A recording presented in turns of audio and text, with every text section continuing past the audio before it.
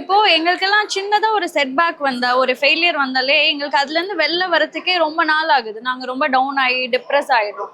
So எங்கள மாரி இருக்கவங்களுக்கு நீங்க என்ன சொல்ல விரும்புறீங்க சார்? இப்போ ஒரு ஃபெயிலியர வந்து எப்படி ஹேண்டில் பண்ணணும்? தோல்வி என்பது தோல்வியே அல்ல. தோல்வி என்பது வெற்றியினுடைய தாய். தோல்வியே சொல்லுது, என்னை தொட்டுவிட்டு போனவன் வரலாற்றில் தோற்றதாக செய்தி இல்லைன்ட்டு. ஒவ்வொரு இரவும் புதிய விடியலை தயாரித்து கொண்டிருக்கிறது.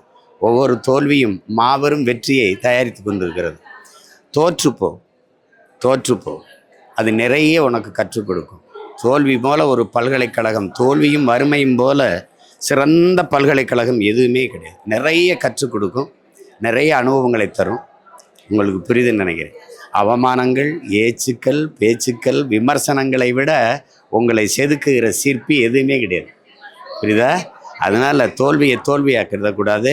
நம்ம அதை ஒரு என்ன சொல்கிறது, பயிற்சி களமாக பார்க்கணும். நமக்கு முன்னாடி ஆல்வா எடிசன் இந்த மின் விளக்கை கண்டுபிடிக்கிறார்ல, இது எத்தனாவது முறையான அறிவிப்புன்னு நினைக்கிறீங்க?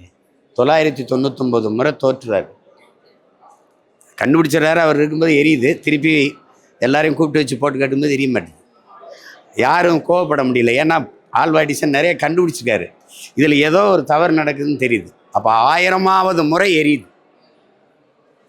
எடிசன்கிட்ட கேட்குறாங்க, எடிசன் நீங்கள் 999 முறை தோற்று போனீங்களே, அப்போ உங்கள் மனநிலை எப்படி இருந்ததுன்னு. யாரா சொன்னது நான் தோற்று போனேன்?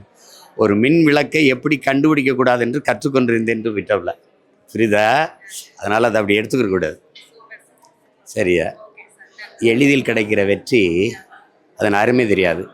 உழைக்காமல் பெறுகிற எந்த பொருளின் அருமையும் தெரியாது. போராடாமல் பெறுகிற எந்த வெற்றிக்கும் மதிப்பு இருக்காது.